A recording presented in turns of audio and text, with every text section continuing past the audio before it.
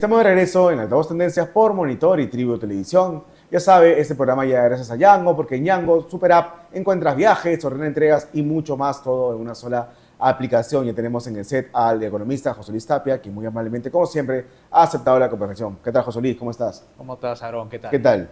A ver, ¿cómo ha reaccionado la economía ante el avvenimiento de este izquierdista comunista José Luis Balcázar? Aún el dólar se mantiene igual, ¿no? No ha habido movimiento económico, al menos de los fuertes, ¿no? Que esperábamos. Tipo de cambio, por ejemplo, no ha habido cambios bruscos, tampoco la bolsa de valores. Por ese lado estamos bien, ¿no? Creo que más el ruido es político, por ahí es donde está el problema. Pero creo que algo que sí debería llamarnos la atención es esas reuniones que ha tenido con el presidente del Banco Central, por ejemplo, ¿no? Pero fue una reunión corta, ni una hora duró, Sí, ¿no? sí, o sea, no sé si estará de acuerdo con él o no, porque él es de las personas que piensa... Que hay que agarrar las reservas. Exacto, y eso, supongo que eso ha sido un punto de conversación, supongo, porque eso es lo que se venía diciendo. Y por el lado del Ministerio de Economía y Finanzas, por ejemplo, ahí tenemos varios temas, entre ellos los aumentos de los docentes, que es todo un tema fuerte porque son varios miles de millones que se van a sacrificar por un aumento a los que están activos y los pensionistas sobre todo, ¿no? Que ellos van a recibir bastante dinero. Como si fuera Prácticamente un es una activo. cédula viva, ¿no? Porque son, creo que 3.000 Sí, soles como una aproximadamente. cédula viva, esa es la palabra, ¿no? La cédula viva es una especie de sueldo que estuviera recibiendo un pensionista, ¿no? Con los, digamos, con los que Claro. hacen Pero comparado a ¿de los dónde, no? ¿De activos. dónde? Ahí viene el Cuánto iba a costar endeudamiento, anualmente? pues. ¿Alrededor de 5.000 millones de dólares? Perdón. ¿Anualmente cuánto iba a perjudicar esto al fisco? Tengo entendido por todas las leyes, ¿no? Incluyendo esto que tú estás mencionando, unos 20.000 millones más o menos. Se espera que eso no se vaya a promulgar, porque no se ha hecho esto hasta ahora, sigue en carpeta del presidente. Muy riesgoso, sobre todo porque puede elevar los puntos de riesgo país, ¿no? Por lo que las finanzas públicas va reflejando eso, ¿no? Sí, perjudicaría al erario nacional anualmente con 5.520 millones de soles. Ya. Me pasé, dije dólares. Pero en fin, Ya. Bueno, es un forado, ¿no? es un forado porque eso es déficit. O sea, quiere decir, cuando los egresos son mayores a los ingresos o los gastos son mayores a los ingresos, tenemos déficit y eso corre como una información a Nueva York, y Nueva York, ahí están las principales agencias calificadoras que le ponen al Perú una nota, y esa nota tiene una repercusión en las tasas de interés aquí en el Perú. Y eso se ve traducido en que si tú pides crédito, Más altos. vas a encontrar que las tasas pues suben, ¿no? De 22, 23, 24, y tú no te explicas por qué, ¿no? Y esas son los ruidos políticos que nos estamos hablando en estos ¿Debió momentos, ¿no? ser censurado Gerí? Si debió. Sí. Para mí sí, ¿no? Por lo del aspecto económico, que no iba a tener ninguna repercusión, por ese lado yo lo vi, pero lo que no vi es por el lado político, ¿no? Es decir, ¿qué implica eso dentro de los movimientos, por ejemplo, indulto a Pedro Castillo, el Que no se salvoconducto descarta, a ¿no? Besti Chávez, y eso pues hace todo un eco, digamos, en el escenario político que puede incluso llevar a desequilibrios del propio gobierno, ¿no? Tener a la gente en las calles, no dejarlo gobernar, y eso en la imagen país ahuyenta las inversiones, aumenta el riesgo país, y no le dicen a los inversionistas venga, sino más bien espérese un momento hasta que las cosas se calmen, ¿no? ¿Y ahora qué va a pasar con Petroperú? Se hablaba de una reestructuración, pero eso ya queda de lado totalmente, ¿no? Eso puede estar en stand-by, está en evaluación. Tú sabes que eso es parte de la agenda de la izquierda. No va a soltarlo así nomás, va a buscar una solución intermedia, porque ha dicho que va a conversar tanto con el Ejecutivo como con el Legislativo, o sea, los parlamentarios de su bancada, me refiero, ¿no? Entonces va a ser bastante, digamos, peligroso estar hablando de estos temas cuando ya se suponía que se tenía un avance en la reestructuración. Y eso no ha sido así, ¿no? Pero han elegido a lo peor que puede haber prácticamente en el Parlamento, un sujeto que además de tener varias carpetas fiscales defiende el matrimonio infantil, ¿no? Sí, ahora creo que tiene una audiencia para el mes de junio para que se apersona al Poder Judicial y no va a poder decir que no, porque Por él el es caso, un ciudadano, ¿no? sí, Cuando claro, ocurra eso. por el caso de apropiarse presuntamente de recursos del Colegio de El Decanos Colegio de de, la- Abogados de abogados de de Lambayeque, Lambayeque, sí.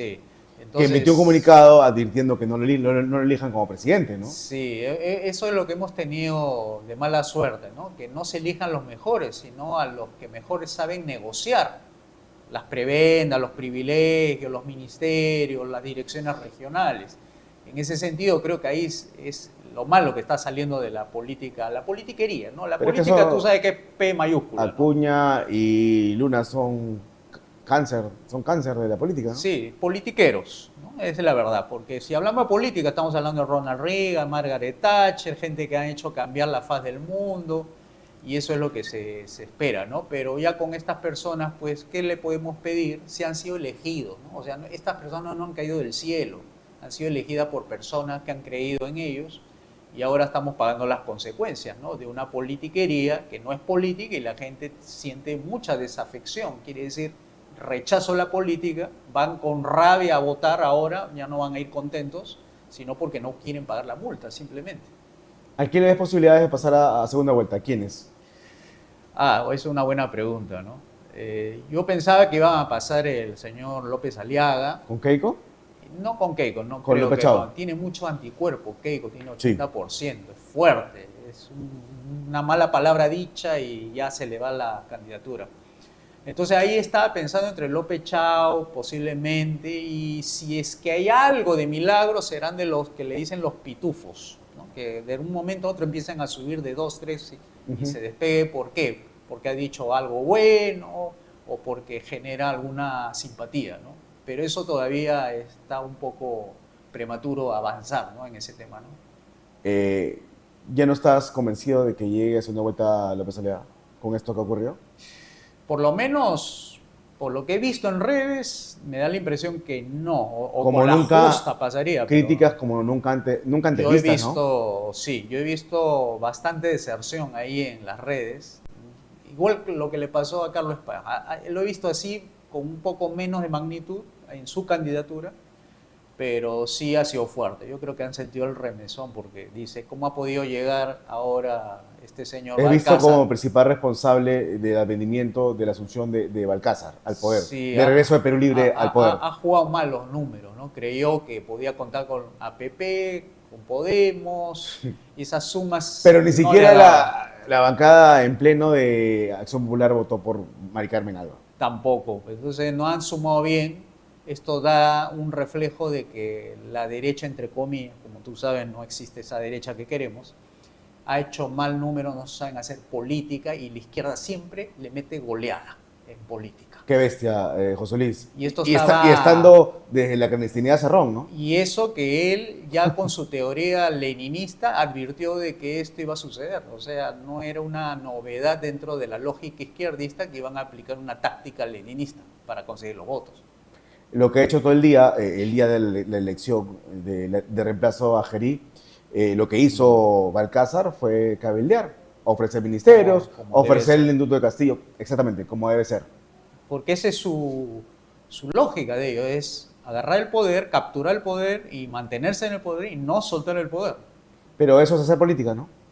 Eso es si haces con la finalidad de llevar una agenda programática sana, ¿no? Para liberalizar la economía, privatizar, caramba, se hace muy Claro, bien, ¿no? es política de la mala, pero al fin y al cabo había una estrategia por parte de la izquierda. Por supuesto, ellos querían capturar el poder y lo han logrado y están pues felices, ¿no? ¿Y cuál era la estrategia por parte de Renovación Popular? Porque fueron ellos quienes lideraron la censura a Gerí y luego su candidata era Mari Carmen Alba. Sí, pues y no ha dado los números, pues, o sea, no han ¿Quién hizo sabido hacer- cabildeo por ella? por Mari Carmen Alba. ¿Quién hizo cabildeo por ella? ¿Quién negoció, acordó con los demás grupos parlamentarios? Supuestamente de eso estaba encargada Norma Yarro, ¿no?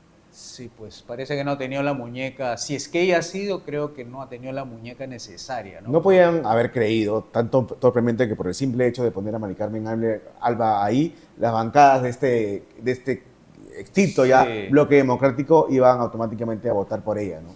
Tenían cuadros ahí como para escoger, ¿no? Tenían a Quiabra, tenía a Williams, hasta el mismo Williams se ofreció a hacer esa, si es que se podía hacer sacrificarse.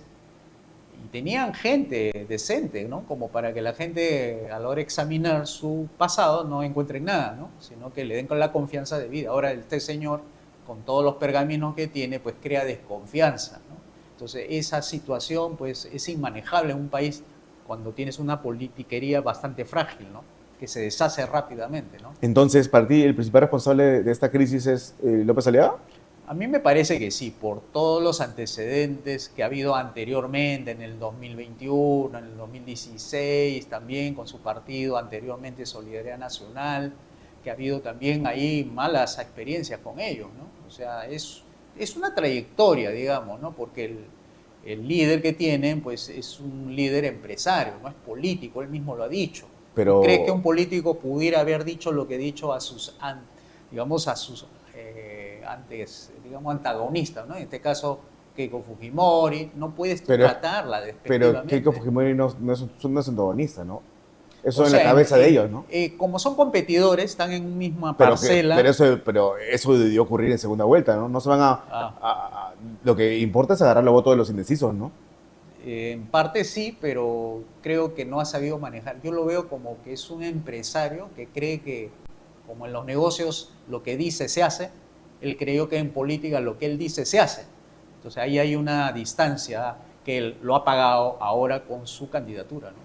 Debe haber bajado, ¿cuánto? 3 puntos, 2 puntos. Aún así puede llegar a segunda vuelta. Puede llegar, ¿no? Tú sabes que en el Perú nada se puede adelantar hasta no estar bien seguro de la última semana, en los últimos 6 días, ahí se ve. ¿Cómo podrá recuperar la buena imagen que tenía o las adhesiones que había conseguido? Cuando la izquierda no sepa manejar bien la situación, cuando no tenga la derecha en las calles, cuando no tenga... Si lo tiene la izquierda, pierde punto la izquierda, ¿no? Porque ahí está corriendo un riesgo, por supuesto, la izquierda. Pero a ver, si es que hace como esperamos que va a ocurrir, y para desastre de Perú, un gobierno pésimo, incluso en los 5 meses que le quedan a Balcázar, sí, igual le van a echar la culpa a López Aliaga de que lo puso ahí, ¿no? Si es que tú, digamos, estás mencionando de que no va a tener ningún impacto en las candidaturas de izquierda lo que haga Balcázar. A mí me parece que es al revés. Porque lo que creen algunos es que va a favorecer a la derecha. ¿Tú crees eso? Que va a favorecer a la derecha la candidatura de Balcázar. Lo va a hacer tan malo que va a venir un salvador de derecha a sanear todo. Porque hay narrativas, justamente, que acompañan a eso, ¿no? Decir, la izquierda no sabe gobernar, tenemos a Venezuela, tenemos a Cuba, Nicaragua, miren cómo está la cosa. Pero es peligroso, ¿no? Porque ya, en tanto, ya sacó a Pedro Castillo, le dio a Salvocondo Betty Chávez, puede meter mano en las elecciones, elige prefectos, subprefectos y fraude. Lo de los prefectos me parece interesante ese punto, por ejemplo. Y la otra es sacar a los militares y no, o mejor dicho, no sacar a los militares para que voten, ¿no? Y a los policías. Si hacen esa jugada, probablemente tengan el voto a favor de ellos, pues. Para terminar, entonces, nos hallamos en una incertidumbre. Hay que esperar, ¿no? Yo creo que todavía no hay que soltar todavía predicciones ya como deterministas, ¿no? Hay que esperar, creo que hasta mediados de marzo, ahí ya podemos señalar si las tendencias de los candidatos que están arriba se van a mantener o no. ¿Tú qué crees? No, yo no creo que vaya a mantenerse esos primeros lugares. Pueden variar mucho ahí, porque son 2 puntos, 1 punto, ¿no? De acuerdo. Muchas gracias por la entrevista, José Luis, como siempre muy agradecido. Muchas gracias. Ok, amigos.